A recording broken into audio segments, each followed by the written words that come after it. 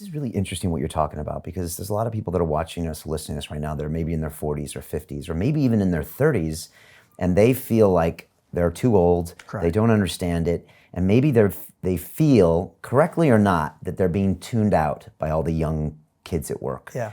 And I mean, you must have felt that when you walked in there, and some of that's real and maybe some of that's not, but what did you learn?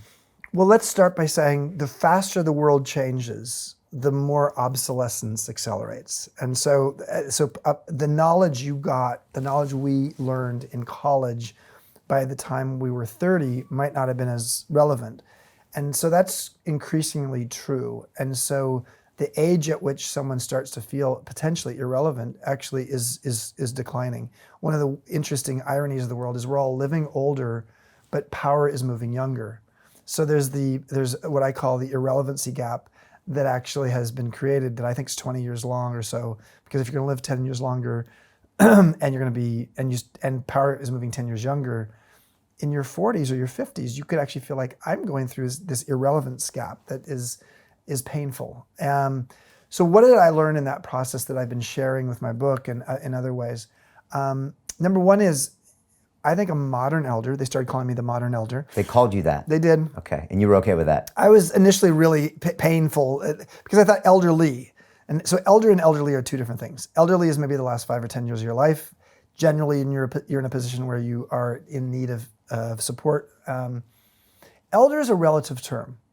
You could be an elder at age 40 if you're surrounded by 20-year-olds. So elder really speaks to the idea of the cohort or social group or community that you're in. And wisdom. There's always that in it. There's the wisdom that may come with the age. Now you could have a 7-year-old who's not considered an elder. That's right. I think wisdom and age are not always correlated. So you can cultivate and harvest it, and I think the people who do, as they get older, absolutely get wiser.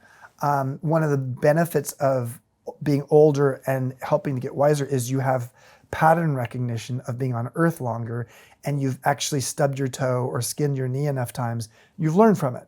And this is one of the benefits today of how do you create a workplace especially where young tech companies want to go out and disrupt the world, and they've got really brilliant technology and a lot of great ideas and a lot of risk taking, but they also don't necessarily understand the industry they're going to disrupt, nor do they actually have sometimes the emotional wisdom or emotional intelligence or the leadership skills. And so part of what I think we can do today is say, yes, brilliant young technologist and modern elder, marry them together, and together you're better. But let me define modern elder. The first thing I thought of there was Uber, and I don't know. Travis might still have his job. Right, well, they might want him back, you mean. So Uber, obviously massive growth. They threw Travis out because of company culture and the way he was talking about. And they're like, we got the new guy and everything's going to be different. Yeah. And even part of me was like, how can you change a company culture? Maybe you can never change a company culture. And now people are saying with the latest earnings that maybe there are some culture things. I mean, is this a place where maybe an elder might have been helpful? I'm not pointing the finger at them. I mean, I think, listen, I've only met Travis a couple times, and I think what Travis could have used was probably some sort of cognitive diversity on his leadership team. It was pretty much a bunch of guys almost all the same age, and they probably thought a little bit too much alike. And so I think what is true of diversity on any team, whether it's gender or race or sexual orientation or age, is diversity helps create a little bit of friction and a different way of thinking. So I think they could have used that. I actually don't think Uber's problem at this point is purely a cultural one.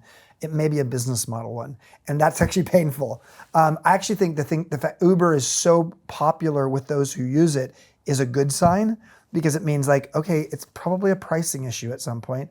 And do you think that people are going to go back to using taxis who've gotten used to Uber? Maybe not. So I think there's an ability over time for them to price, but there's also probably a way that they're spending money that just needs to be altered. But that's too much in the weeds for that. You can tell I'm an entrepreneur. I like to diagnose companies. So back to kind of elders in the company culture. So I think what is interesting is, so a modern elder, so the elder of the past was revered. That elder doesn't exist so much anymore, that sort of way of thinking of elders. So reverence. But I think a modern elder is about relevance. So you go from reverence to relevance. Relevance means the following. means that you've actually somehow harnessed some wisdom you have, but you actually can give context for it because you can take your timeless wisdom and apply it to modern day problems. The way you understand modern day problems is you actually are curious. You're as curious as you are wise. The curiosity for me at Airbnb meant I had to learn a whole new industry. I had to learn tech. I had to learn millennial travel habits around why would they want to be in home sharing as opposed to hotels, cultural habits, etc. In order for me to apply my wisdom, I guess, if you want to call it that, I needed to understand the context. And a lot of people who are older don't do that. They just think, okay, my job is to dispense wisdom, but they're not dispensing wisdom, they're just dispensing their story. They're actually basically dispensing their history without actually trying to give it some context. Right. When you actually can be curious so that you open up possibilities, often with questions. I think the best and most wise people are not full of answers, they're full of really insightful and catalytic questions.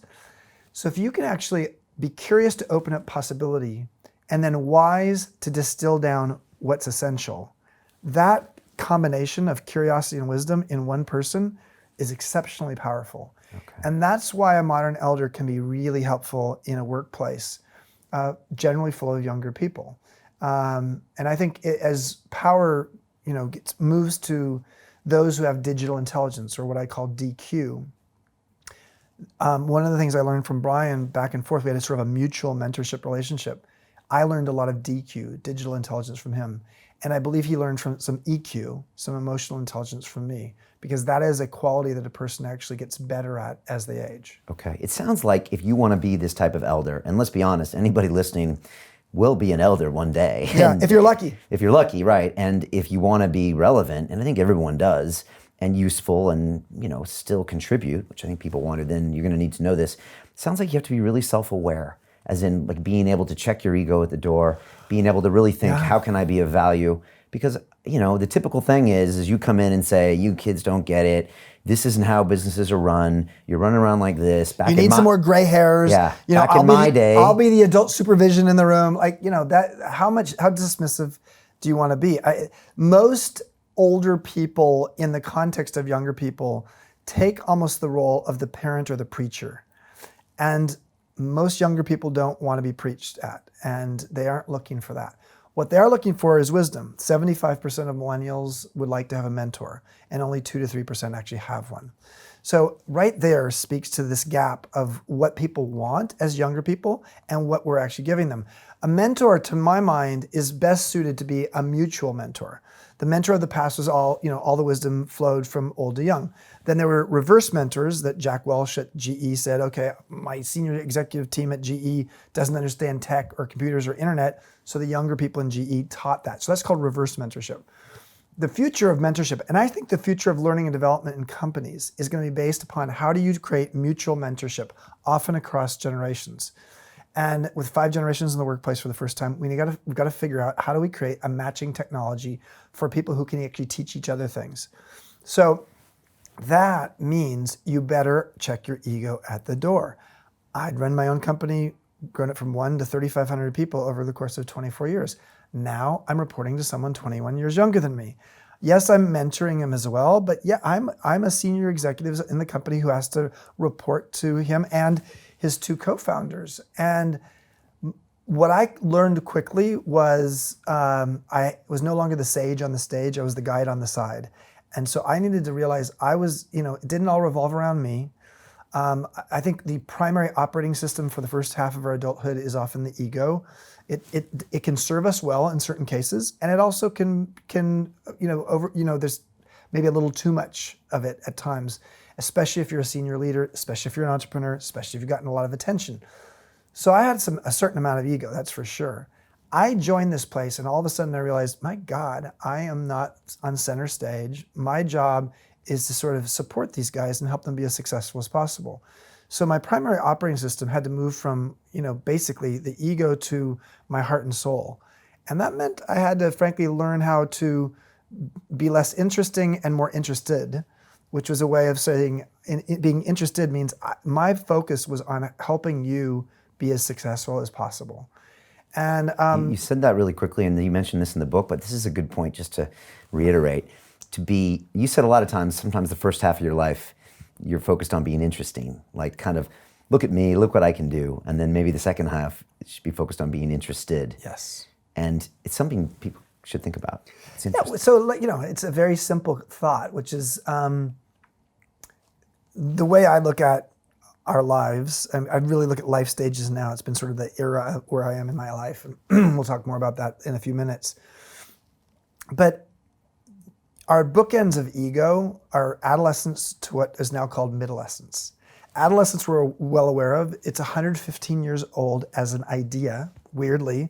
You think adolescence, we've always had adolescence. Yes, we've always had puberty, but we didn't have the word adolescence until 115 years ago when a psychologist actually coined it and said, you know what, in London and in New York and these places, at puberty, we sort of think that somehow these kids are now adults. So we send them into factories, we get them married, they have babies at age 16.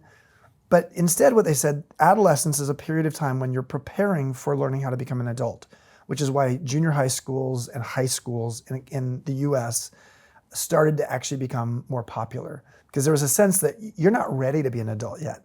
And so that's frankly when you ramp up the ego a little bit too, because the process of actually building a healthy ego is learning how to individuate from your parents. Right, and that's why my 13-year-old stepdaughter tells me to do one exactly around that age. Her ego is on fire, Right. And we take that ego and we sort of have it in our life for the next 30 to 40 years as a primary operating system. When you get to midolescence, which is a relatively new word, and it's a word that speaks to the idea that, yes, adolescence is full of emotional and hormonal changes and a time where people are going through transition. Midolescence is midlife in its pure form. You're also going through emotional and hormonal changes, a lot of transitions. And in many ways, you're shifting from that primary operating system of the ego to the heart or soul. And that is the process of learning, frankly, how to be in a place where you're very interested in helping other people, because you're sort of in the process of moving from being focused on success to your legacy or significance. And so that is, I think for me, what I had no idea when I joined Airbnb that it was going to become a worldwide phenomenon and a huge successful company. I didn't join at that time. I joined at a time where, yes, it had been in Y Combinator. Yes, it actually had a global footprint, but was still relatively early. The hotel industry as a whole absolutely dismissed it. Yeah. There's a great Gandhi quote back in the 1930s about the Brits, and he said about basically that, if you're a disruptor, first they ignore you, then they ridicule you, then they fight you, and then you win. And that's what happened in India. And that's in some ways what happens with disruptors is, at first the hotel industry thought I was a nuts to actually ever join this company. Then the hotel industry started getting threatened and started fighting us and ridiculing us, fighting us. And then frankly, now Marriott has a whole home sharing division. Accor owns One Fine Stay, a home sharing company. Yeah. Hyatt has had investments in home sharing companies. So, and I saw it with boutique hotels as well. Boutique hotels, frankly, was ridiculed until, ultimately Starwood created W, and IHG, based here in London, owns Kimpton, the largest boutique hotel company in the world. So generally speaking, the pioneers come from outside the industry. The industry doesn't know what to do with them. Rarely are you given a chance to disrupt your own industry twice, which I did once as a leader, and then the second time joining the next set of disruptors.